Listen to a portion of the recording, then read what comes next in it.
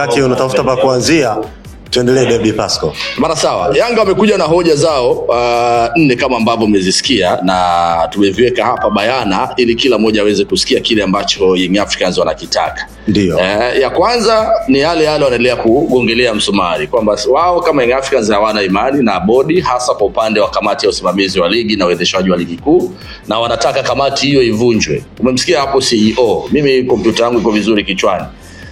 CEO Almasi Kasongo amesema ni utaratibu ambao huwa upo kwa sababu kila mwaka mara baada ya msimu kumalizika huwa wanapitia na wanaona kipi ambacho wanapaswa kufanya, hasa kwa upande wa kamati ya usimamizi na uendeshaji, kwa sababu kuna watu ambao wako pale chini ya bodi ya ligi, unaona. Kwa hiyo kama wamefanya vizuri huwa wanaendelea, lakini kama inatokea kuna changamoto huwa ni wajibu wao kuweza kuachisha kazi na kuangalia watu wengine. Ndio utaratibu ambao mara nyingi wanafanya. Lakini kuna hoja ambazo zimezungumzwa hapo kwamba CEO wa bodi ya ligi anapaswa kuondoka kwenye nafasi ile, lakini pia mwenyekiti anapaswa kuondoka kwenye nafasi ile, ambapo mwenyekiti yeye Steven Mguto ndo pia ni mwenyekiti wa kamati ya saa 72.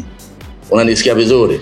Lakini pia wanataka katibu mkuu wa shirikisho la mpira Tanzania TFF Kiudao Wilfred Angatuke. Unaona bana. Sasa mimi jana nilikuwa pale TFF na nimefuatilia vitu vingi kwa walionizidi umri na kwa walionizidi taaluma, hasa katika masuala haya. Nikafuatilia na kuchimba vitu vingi sana. Moja ya vitu ambavyo mimi kwanza naungana na Yanga kwenye hoja zao 100%, lakini kuna baadhi ya vitu lazima tukubali hapa kwamba kujiuzulu kwa mtu kunatokana na kuchaguliwa ama kuwekwa na watu fulani katika maeneo fulani. Sijui unalisikia vizuri? Ukipata nafasi ya kuchaguliwa na kundi fulani la watu likakuamini, wana sauti ya kuamrisha wewe ujiuzulu. Tuko sawa mpaka hapo? Ndio. Lakini kama itatokea kiongozi ambaye unataka ajiuzulu, yeye hajachaguliwa, hajawekwa na kundi la watu, ni mwajiriwa, sio kuteuliwa, ni mwajiriwa wa taasisi fulani, anapaswa kuwajibishwa na taasisi na sio shinikizo la mtu fulani kwamba bwana fulani ajiuzulu. Unanielewa vizuri? Na maanisha kitu kimoja. Katibu mkuu wa TFF Wilfred Kidau, sawa, lakini pamoja na CEO wa bodi ya ligi ambaye ni Almasi Kasongo, hawa ni waajiriwa wa taasisi zote mbili, kwa maana moja bodi ya ligi, mwingine ameajiriwa na TFF. Kidau Wilfred hajachaguliwa wala kuteuliwa, yeye ameajiriwa na mamlaka ya mpira Tanzania TFF. Kwa hiyo Kidau Wilfred hawezi kujiuzulu kwa matakwa ya Yanga. Tuko hapo. Yaani Kidau Wilfred pamoja na mengi ambayo yamezungumzwa, na of course kwa swala la waamuzi tumelia hapa, tumepiga kelele hapa, tumeongea, ni kweli Kidau Wilfred kama yeye kamati yote ya waamuzi iko chini yake, madudu yote yamefanyika chini yake yeye. Unaelewa vizuri? Tumewaona kina Kayoko, tumewaona kina Kayombo, tumewaona kina Sasa na wengine wote walifanya madudu nani Jafet Smart na wengine wote, lakini na wengine wengi. Goli la mkono la Baka tumeliona, mechi zile ya Mashujaa. Unaelewa vizuri? Yote hao tumeyashuhudia, lakini yote ile kamati iko chini ya nani? Kidau Wilfred. Lakini Kidau huyu Yanga hawana sauti ya kuambia Kidau ajiuzulu, kumwajibisha hawawezi, kwa sababu Yanga wao pamoja na wanachama wao hawajahusika kumpigia kura Wilfred Kidau. Sasa anayepaswa kumsimamisha au kumuondoa kwenye kazi au kumuondoa kazini Kidau Wilfred, katibu mkuu wa shirikisho la mpira Tanzania TFF, ni TFF wenyewe ambao wao ndo wamempa nafasi Kidau Wilfred. Kwa Yanga hapo wamepeleka shinikizo moja kwa moja TFF, wala sio kwa Kidau.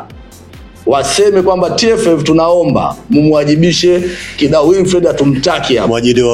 Mwajiriwa wenu sisi amekengeuka, hatumtaki. Kwa sababu yeye ligi hii mpira wa miguu bila kuwepo Yanga, Simba na timu zote za ligi kuu, ninyi hamtaweza kuwepo hapo. Kwa hiyo sisi hatuna imani na Kidau Wilfred, tunaomba mumwajibishe Kidau Wilfred, lakini sio kwa sauti ya Yanga kwamba tunataka ajiuzulu. Haiwezi kujiuzulu mtu ambaye ameajiriwa na taasisi fulani. Lakini pia kuhusiana na CEO Almasi Kasongo, Yanga hawana mandate ya kuamrisha Almasi Kasongo ajiuzulu. Yanga wanapaswa kuwaambia bodi wamwajibishe Almasi Kasongo. Almasi Kasongo bodi ambayo mwenyekiti wake ni nani? Naye hawamtaki Mguto. Kwa hiyo Kasongo yeye pia ni mwajiriwa wa bodi ya ligi. Tuko hapo Makonde. Ndio pamoja. Kwa hiyo hapo paka kufikia hapo CEO wa bodi ya ligi yeye anapaswa kuwajibishwa na aliyemwajiri. Lakini bodi ya ligi iko chini ya nani? Ya TFF. Kuhusu bodi kuwa huru hapo sasa ndo utaungana. Lakini Yanga wana uwezo wa kuamuru mwenyekiti wa bodi ya ligi Almasi Kasongo, mwenyekiti Steve Mguto, ambaye yeye mwenyekiti huyo ndio mwenyekiti wa kamati ya saa 72. Yuko kwenye kamati ya uendeshaji wa ligi, sio?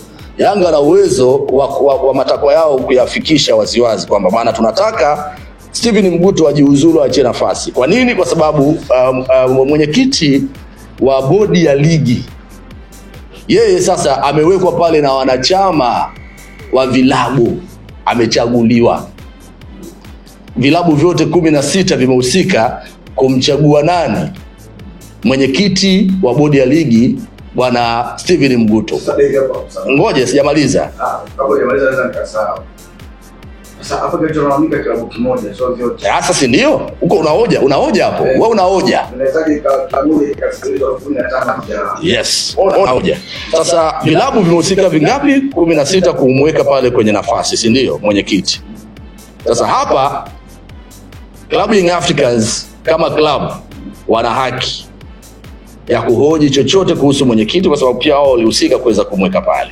Sasa hiyo kwamba wengine mbona hawasemi, wengine mbona wapo na wengine mbona hawajaona madudu ambayo amefanya Mguto, mbona Yanga tu ndio timu moja imeona hiyo, hayo ni masuala mengine.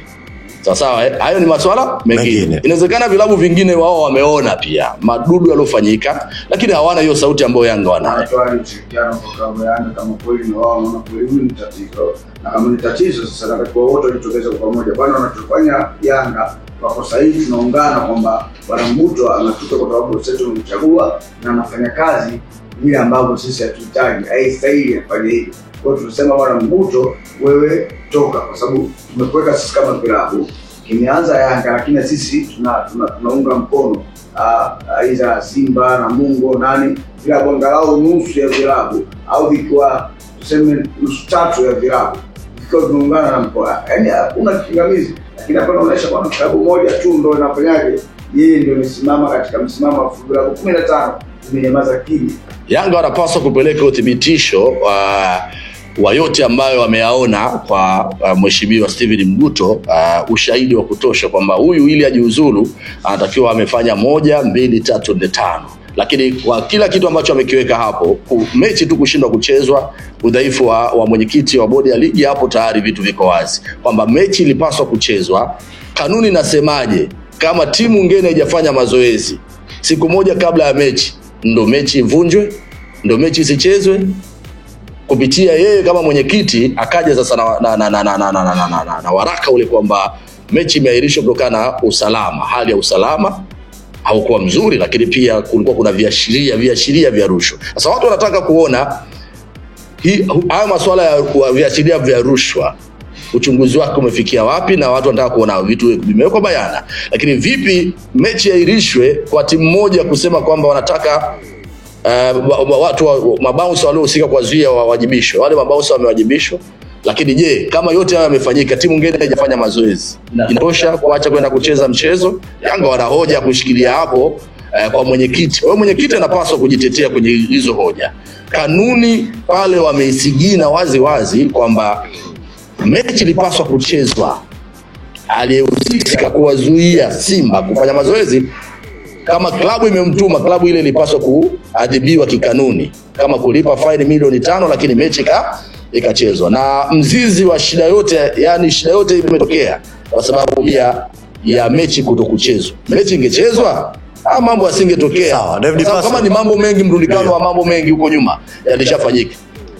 Ndio maana umetoka kuhoji kitu kikubwa hapo kwamba vilabu viko 16. Klabu moja tu inawezaje kumuondoa mwenyekiti wa bodi? Sawa. Tuje hapa. Mtendaji alizungumza mara baada ya kikao. Kitendo cha bodi ya ligi kupokea matakwa ya Yanga kinatoa tafsiri gani? Kitendo cha bodi ya ligi kupokea matakwa ya Yanga 4. Wanapaswa kupokea, na ndio maana nakwambia wao hawaja conclude mambo pale. Wamepokea alafu wanapeleka sasa kwa kwenda kuchakatwa zaidi, alafu atakuja na majibu yake. Kwa sababu pale hujaona kama ametoa conclusion. kwamba sisi kama bodi tuna haki ya kupokea, then tutaenda kuchakata yale ambayo yanafaa, watayafanyia kazi. Unaona? Lakini dabi iko pale pale. Sasa hili kulimaliza hili, uone kwamba kuna haja bodi wakaja na majibu ya uchunguzi, wakaja na majibu sababu nini kilisababisha mechi kuhairishwa, ili hii sintofahamu ikaondoka. Sasa Lusajo, ndo hayo ambapo wewe umeleta barua yako, sio?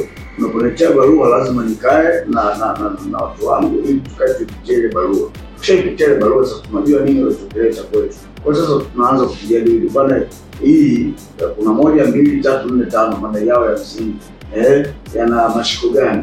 Hoja yao ya msingi ni hapa, wanashinikiza kuna 1 2 3, ni sahihi sio sahihi? Tukiona ni sahihi, basi tunaweza tukatumia hekima na busara kuwaelimisha hawa watu ambao wamehusika. Pia inawezekana wakasema mbona hapa hakuna mashiko, hebu wewe tuwarejeshe hivi, tuwaite tuambie hivi 1 2 3.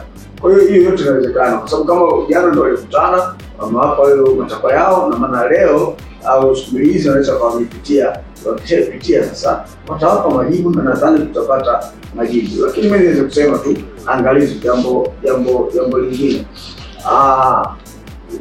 vilabu vyetu ndio vya kwanza kufanya makosa kuliko hata hawa tu. Asa nani ambaye anapaswa kuwakemea wakifanya haya makosa? Umeelewa?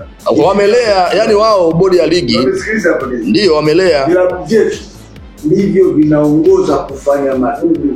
Kwa sababu ukija kuangalia hapa, niambie Lusajo au Bwana Devi hapo Kisiki, timu gani inaongoza kuto kuingia katika mlango husika? Timu inao kwa mujibu wa kisheria wa msimu wapiti katika gate ambao kwa msimu uliopita Yanga aliongoza, sababu Yanga ukiangalia wao ndo walihusika pia kwenye kulimwa zaidi.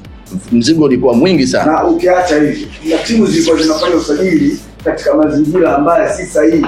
Mchezaji anaweza kuwa na mkataba na kisheria yake, ukija kuangalia kwenye kanuni unaweza kushusha. Sasa funga duka. Sasa hapo chanzo cha hayo yote. Chanzo cha hayo yote. Sawa. Chanzo cha hayo yote ni nani? Kama baba akishindwa kusimamia vizuri kanuni na kutoa maonyo kwa hivyo vilabu, wewe unafikiria vilabu vitashindwa kupanda kichwani? Watafanya wanavyotaka. Kwa hiyo mimi hapo naungana na wewe, vilabu vimehusika kufanya madudu mengi.